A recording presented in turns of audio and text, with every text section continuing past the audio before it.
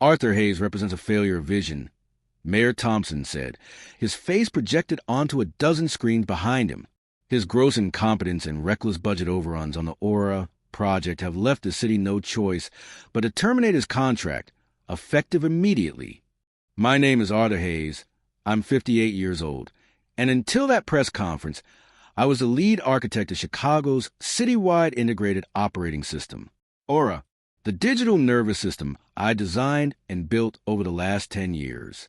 I watched my public execution from the quiet of my home office, a place where for a decade I had done nothing but served the city Thompson now claimed I had failed. The reporters swarmed him with questions. He waved them off with a practiced, regretful smile. We're bringing in a new team, Sterling Developments, to get our public infrastructure back on track, he announced. Sterling Developments, the construction firm owned by his largest campaign donor. I muted the television, leaned back in my chair, and stared at the framed blueprint of Aura's core architecture hanging on my wall. It wasn't just code, it was a philosophy, a system designed to make the city breathe, to optimize traffic, manage utilities, and guarantee public safety with transparent efficiency. And I had built it with fail-safes, with diagnostic tools, with backdoors only one person on Earth knew existed.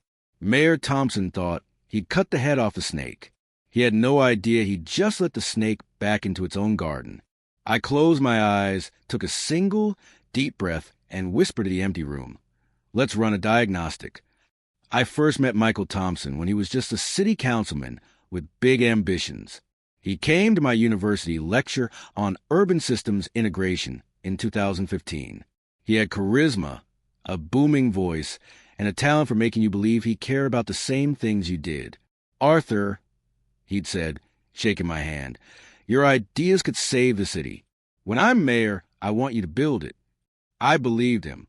When he won the election 2 years later, he was true to his word. He gave me the budget, the team, and the political cover to create Aura. It was a project of a lifetime. We weren't just installing traffic sensors or smart water meters. We were weaving every aspect of the city into a single, cohesive network. From the electrical grid to the emergency services, from public transit to building permits. It was idealistic, complex, and beautiful. For 8 years it worked. Thompson was hailed as a visionary. I stayed behind the scenes, happy to just do the work. I was the quiet architect, the guy in the server room who made the magic happen. My wife, who passed away 5 years ago, used to say I loved the city's pulse more than my own. She was probably right. The change started about a year ago. Thompson won his re-election campaign, and the friendly, collaborative mayor I knew was replaced by a man who was arrogant and dismissive. He started talking about public-private partnerships and streamlining development. He brought in new people, cronies from his political machine, who didn't understand the system but had plenty of ideas on how to monetize it. He'd call me into his office to discuss cutting corners. "Arthur, does this new hospital wing really need seismic sensors tied into the emergency grid? Sterling Developments says it's an unnecessary expense. The sensors can automatically shut off gas lines and reroute first responders in earthquake. It saves lives," I'd explain. "It's an expense," he'd repeat. Then came the new downtown skyscraper, the Harrison Tower, built by Sterling. They wanted exemptions from our standard materials verification protocols. I refused to sign off. The data had to be logged in Aura for the building to be certified. A week later, Thompson created a new oversight committee that could bypass my authority. The Harrison Tower was approved. I knew something was wrong. So, quietly from my home terminal, I began my own audit. I didn't need to hack my own system. I just needed to use the tools I'd built into it. The most powerful, which was a master diagnostic program I'd nicknamed the Ghost. It was designed for catastrophic system failures, able to run in the background, invisible to any user, and see every single bit of data flowing through Aura. It was my creation, my signature, and my secret. I activated it 3 months before they fired me. I started watching, logging, and waiting. Thompson thought he was firing a city employee. He didn't realize he was firing the man who held the city's master key. The day after my public humiliation, I sat in my office and opened the Ghost interface. During the press conference, Thompson had accused me of overspending by $50 million. A complete fabrication. But I wasn't interested in defending myself. I was interested in why he needed me out of the picture so badly. The ghost gave me an eagle-eye view of the entire city's operations. I started with the Harrison Tower. The official city records, now controlled by Thompson's cronies, show that all inspections were passed, all materials certified. But the ghost saw more. It saw the raw data from the city's material transport logs, trucks GPS tagged and weighed. I cross-referenced the weight of steel delivered to construction site with the building's final engineering blueprints. They were short, by almost 800 tons. Sterling had used a cheaper, lighter grade of steel for non-load bearing sections, then faked the inspection reports. Next, I looked at the new Metro line extension, another Sterling project. Thompson had praised it as a model of efficiency. I pulled up the geological survey data Aura had collected before construction began. It showed a high water table in one section, requiring specialized waterproof concrete. I accessed the chemical sensors I'd embedded in the city's concrete supply chain. The batches sent to the Metro tunnel lacked the required waterproofing sealant. They had used a standard mix to save a few $1 million, creating a tunnel that would inevitably leak and degrade. It was a pattern, repeated across a dozen projects. Sterling Developments would win the bid, cut corners on materials and safety, fake the paperwork, and kick back percentage to a network of shell corporations. How did I know about the kickbacks? Because I wasn't just watching the city's infrastructure. I was watching its financial transactions. Aura processed all city vendor payments. I had designed an encrypted audit trail for every single transaction. Thompson's people thought they'd cover their tracks by using complex corporate structures. But they didn't know that every time a payment was authorized, Aura logged the IP address and hardware ID of the executive who signed off on it. I watched as millions of dollars were paid to Sterling for work that was substandard. Then I watched as a portion of that money was routed from Sterling to a consulting firm called Lakefront Advisory Group. A quick business registry search showed its sole director was Michael Thompson's brother-in-law. The transfers were approved by the deputy mayor, but the login records showed they were always authorized from a laptop with a hardware ID that I recognized. It was the same one Mayor Thompson used during our video conferences. He was personally approving the kickbacks from his own office. This was bigger than just getting fired. He wasn't just stealing money. He was putting tens of thousands of lives at risk with faulty construction. The steel in Harrison Tower, the concrete in the Metro tunnel, the wiring in the new hospital wing. It was a citywide disaster waiting to happen. I spent a week compiling the data. The ghost collected everything. Falsified inspection reports, financial ledgers, video logs from security cameras showing meetings between Sterling execs and city officials, even audio snippets from public servers that were never properly secured. I organized it all into a single encrypted data package, a digital bomb. My first call wasn't to a lawyer or a reporter. It was to an old friend, Maria Flores, an investigative journalist at the Chicago Tribune I'd known for years. Arthur, I saw the news. It's garbage. I know what you did for the city. It's worse than you think, Maria, I said. And I have proof. But I'm not going to leak it.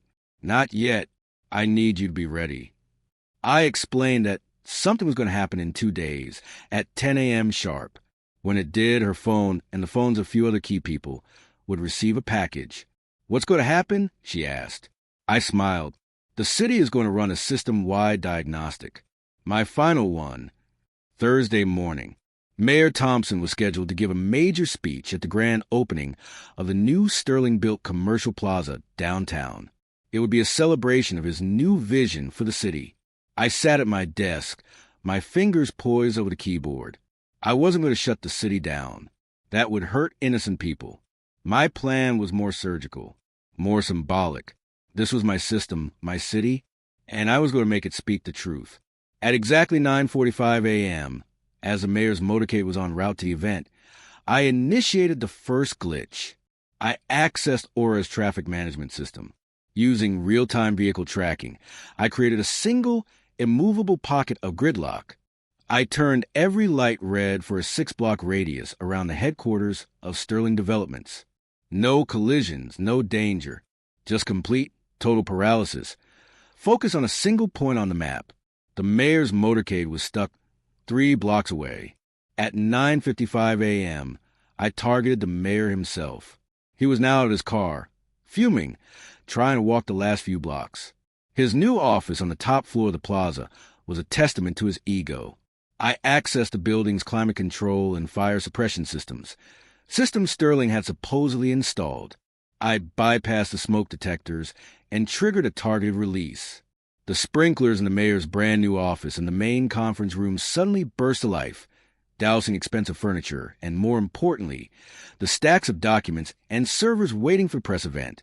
Chaos erupted inside the building. Finally, at 10 a.m., with news crews now filming the gridlock outside and the panicked evacuation of the plaza, I executed the final move. I accessed Aura's emergency alert system. It was designed to warn citizens of tornadoes, terrorist attacks, citywide emergencies. It had the power to push a notification to every single mobile phone in the Chicago metro area. But I didn't send a message to everyone. I created a hyper-specific distribution list. Every member of the city council, the Illinois Attorney General, the entire public corruption unit at the local FBI field office, and Maria Flores at the Tribune. One keystroke. Across the city, 200 phones buzzed simultaneously. It wasn't an Amber Alert. It was a single, secure link. When they clicked it, they found everything.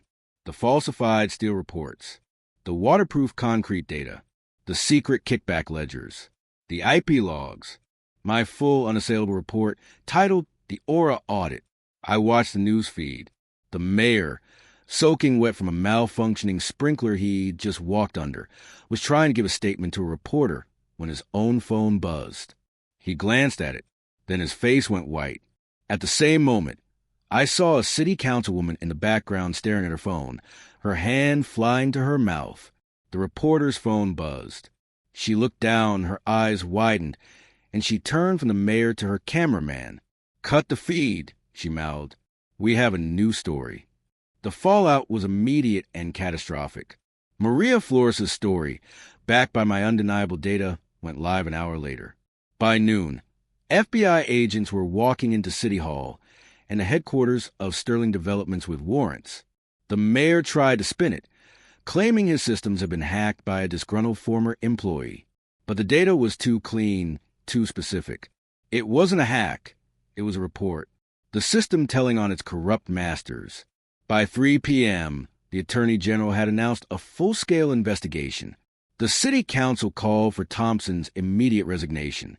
His cronies, faced with irrefutable evidence of their digital signatures on fraudulent documents, started turning on each other to get plea deals.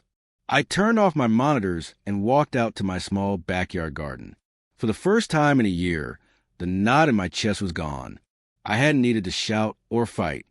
I just let the truth, my truth, coded into the heart of the city, speak for itself. A year later, the city was still healing, but it was on the right path. Mayor Thompson was convicted on 18 counts of fraud, racketeering, and conspiracy. He was sentenced to 25 years in federal prison. The Sterling Developments executives got similar sentences. Their assets were seized to pay for the necessary repairs to the shoddy work they'd done across the city. The new mayor, a former city planner I'd always respected, called me a month after she took office. "Arthur," she said, "we've dissolved the oversight committee. We're running things by the book now. The city needs you back. We want you to lead the Aura project again." I thanked her but politely declined. The system is all there, I told her. It was designed to work for honest people. Just let it do its job. I never returned to City Hall. I took a part-time teaching position at the university, lecturing on civic technology and ethics. My name was cleared, and then some. The media had dubbed me the ghost of Chicago, the quiet architect who made his own creation bring down a corrupt empire. Sometimes, late at night, I still log into Aura's public interface from my home office. Not the ghost, just the standard citizen portal. I look at the traffic flowing smoothly, the energy grid operating at peak efficiency, the crime rates dropping. I see a city working, breathing, living according to balanced, logical design I had envisioned all those years ago. Thompson and his crew thought they were taking over a city. They didn't understand that a modern city isn't just concrete and steel anymore. It's a system, an organism of data and logic, and they had tried to betray the man who had designed its soul. A fatal and very public error.